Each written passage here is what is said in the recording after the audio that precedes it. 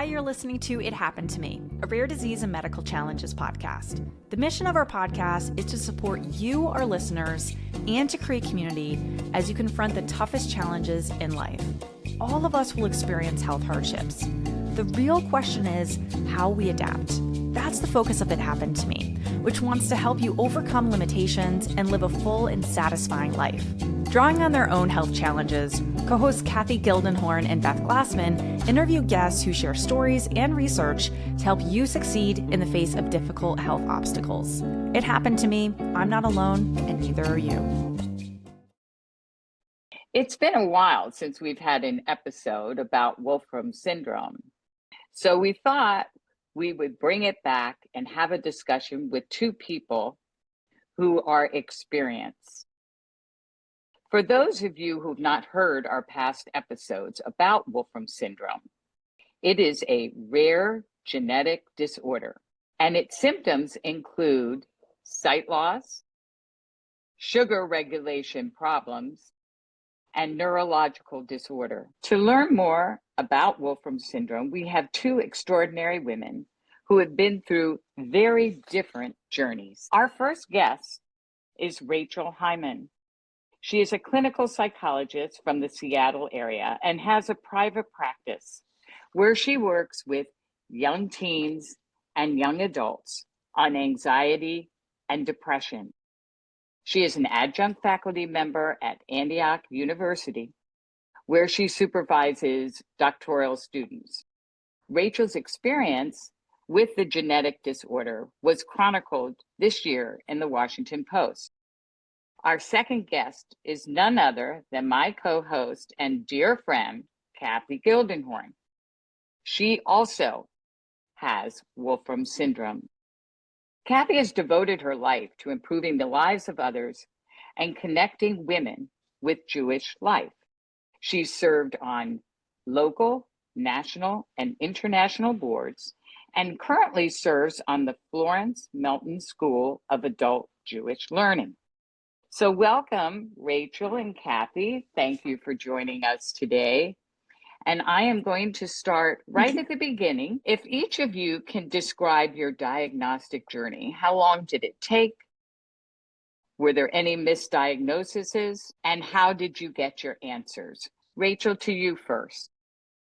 First, thank you so much for having me. I'm really excited to be here and glad to share my story. So it was an interesting journey. Had my first experience with diabetes at all was with gestational diabetes with all three of my pregnancies. And then I think it was after giving birth to my youngest, I just never really returned to the normal range. I was always pre-diabetic. And in that range for, I think it was about 10 to 12 years. And my blood sugars kept on rising. No matter what I did, I cut out sugar altogether. I mean, I exercise.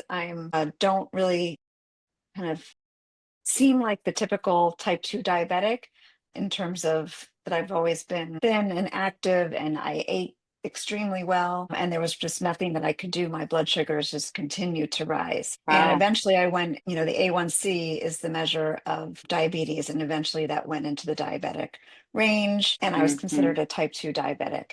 Oh boy. Which is serious. So yes. I guess that would have been, now we characterize that, I guess, as a misdiagnosis, knowing that I now have more atypical diabetes as a result of Wolfram. So how long was your journey, would you say? How many years? Well, I guess from the time in which I was diagnosed with diabetes until I got diagnosed correctly, with Wolfram's. Maybe it was 2.5 years. However, it was all by luck. I would not be sitting here today with you. What ended up happening was that I ended up just going to an ophthalmologist because of the diabetes. I was like, well, I think I'm supposed to go and see if I have some sort of diabetic issues related to my vision. And then I mentioned to the ophthalmologist that I don't see colors in the same way. And so then he gave me the color vision test, in which I don't see any of the numbers at all. I don't know if you know that test. And so then I was like, well, I feel like I have a memory of seeing those numbers when I was younger.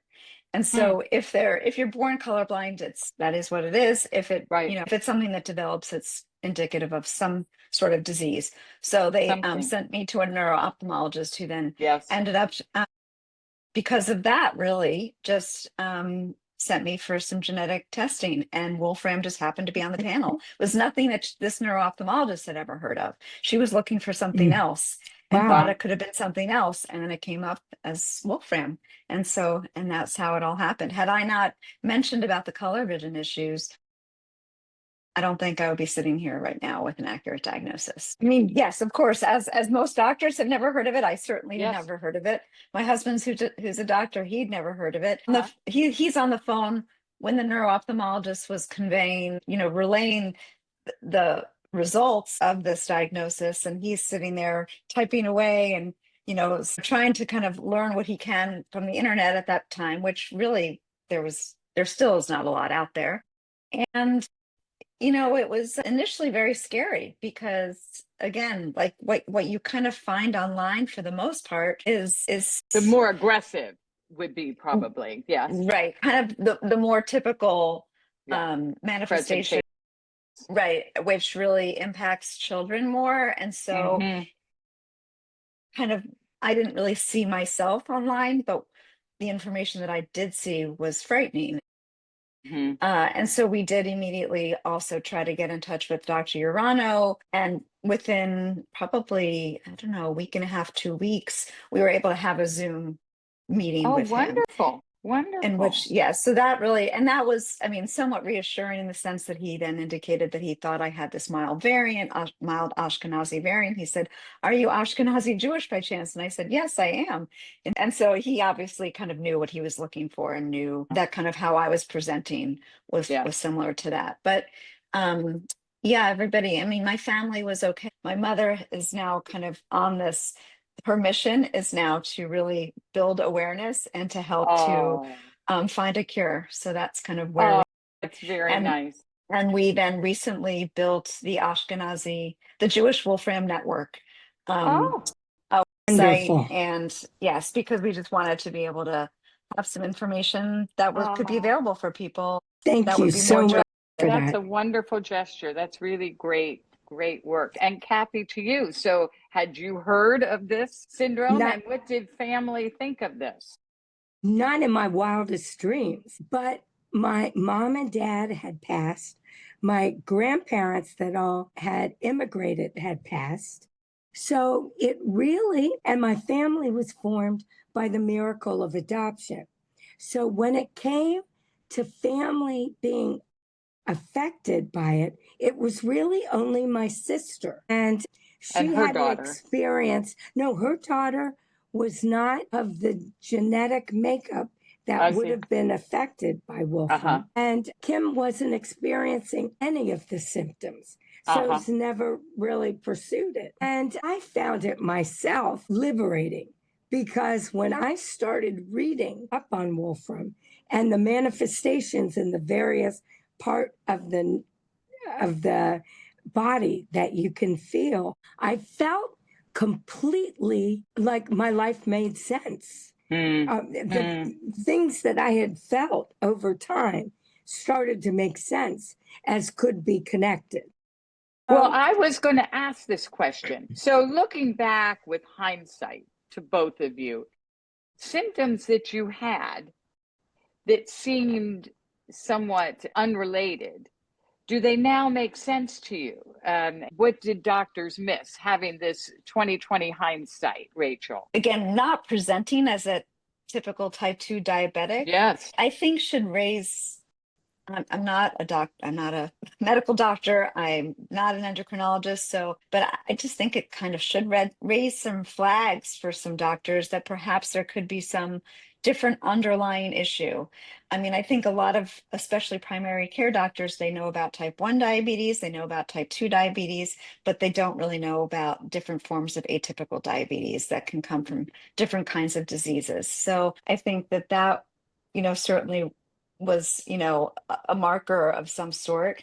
And, obviously it is so hard because these things are related, the vision issues, the diabetes in particular for me, and being kind of more of the hallmarks of this disease. And obviously no one knew that they kind of went together either. And Cathy, your past presentations, I look back now and I have had some hints, but not enough that a doctor would have been able to put them together for Wolfram. Mhm. I've always had, we called it the bladder the size of a pea. I've always had bladder issues. I've always had this feeling like my throat's closing sometimes and I have to Mm. cough or I have trouble swallowing or things like that. Also, a manifestation of the neurological side. I'd lost taste and smell for at least 10 or 15 years before in my fees. Infertility. And we'll never know if that is in any way connected to Wolfram syndrome.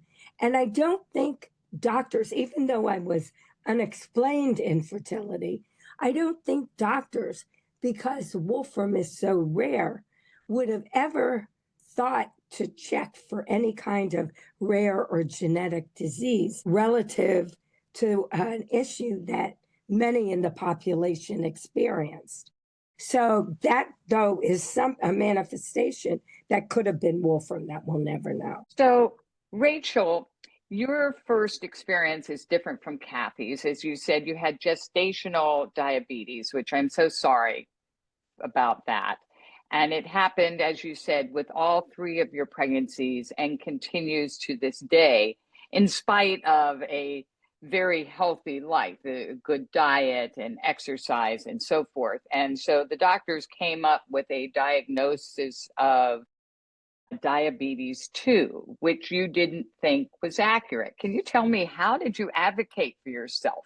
That's tough. It was, and you know, my primary care doctor at the time was the provider who was monitoring my diabetes, and I, suggested, is it possible that I have type 1 or, and she didn't think so. I think Mm. because my A1C just wasn't high enough. I'm not really sure exactly, but um yeah, it was difficult, but I just kind of was taking the word of my doctors and just trying to then take the medication that was suggested to me as well. I again, that's why I really feel that the diagnosis was so fortuitous, because again, had I not just said I want to go into the ophthalmologist and I mentioned these color vision issues, Hmm. I think that I would be in the same place that I was, and I would be not be my diabetes would not have been treated as it needed to be, which is now in the proper. Now my blood sugars have gone down, and now Oh, it's all good. very, very well controlled. Isn't And that great? that's all due to different medication that's actually doing what it Interesting. needs to do. Interesting. So you said your husband is a physician. Was he helpful in helping you advocate for yourself? I mean, he always thought that I never fit the I see. He was a, typical uh-huh. yeah, but he again didn't. I think he's a sports and spine doctor. Uh-huh. He had really also kind of never had heard of perhaps these you know alternate forms of diabetes that people can have, I think. And so I think we were always kind of suspected something was off about the diagnosis, but didn't really know exactly how to go about trying to find a more accurate diagnosis, if there was one at that time. It just sounds to me, this is the same story over and over. You know yourself better than anyone else. And you really have to advocate for yourself. And I applaud you for doing that.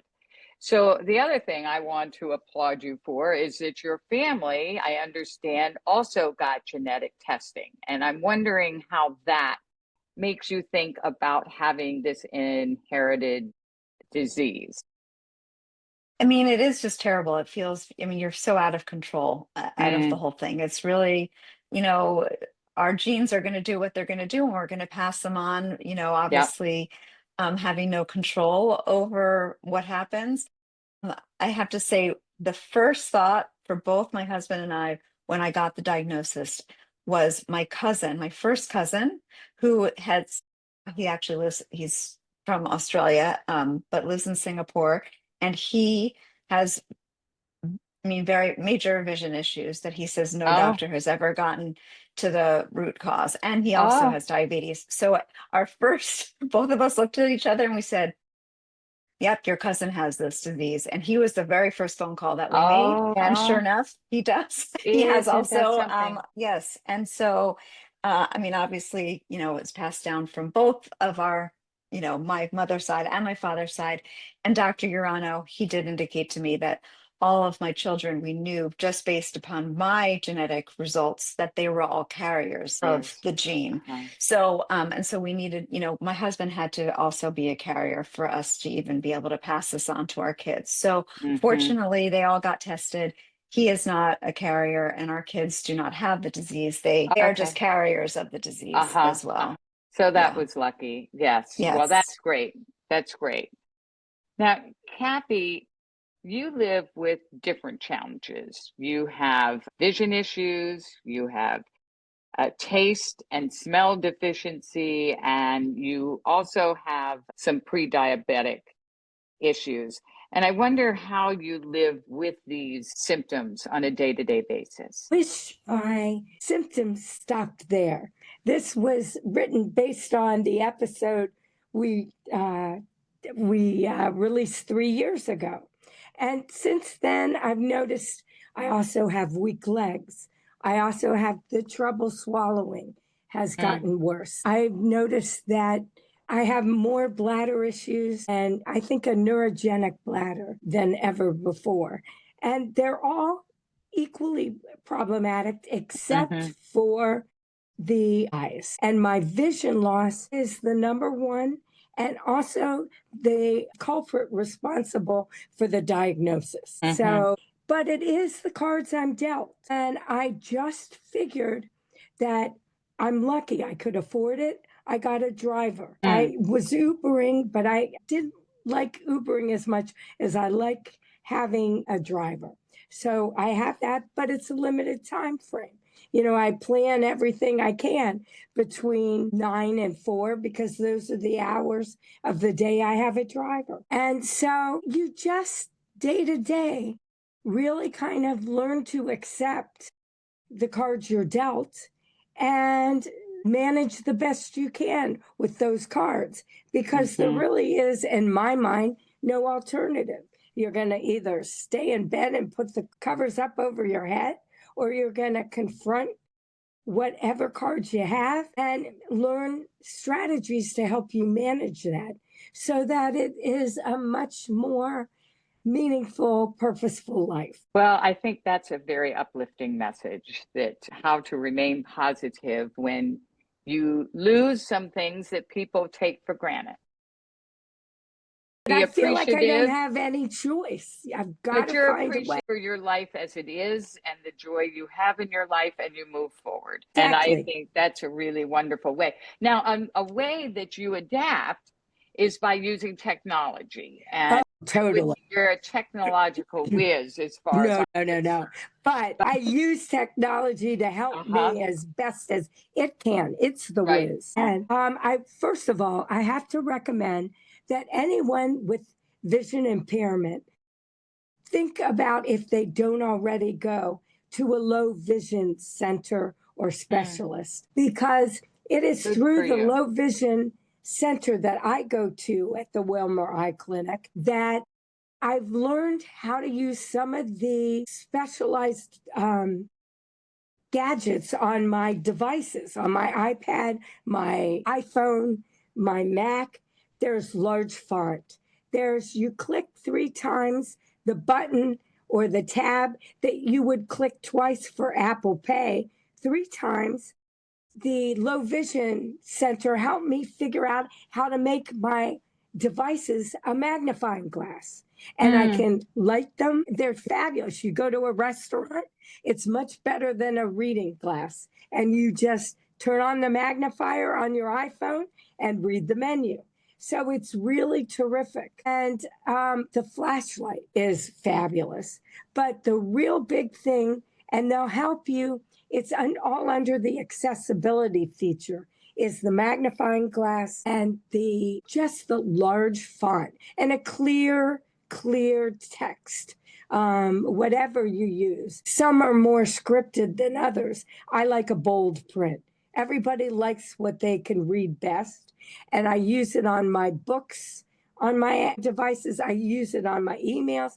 We've tried to make it as global as Apple can do it, because some apparently programs won't accept that font. So, Rachel, you are living with a disease, and you really don't know what the progression of that disease is going to be.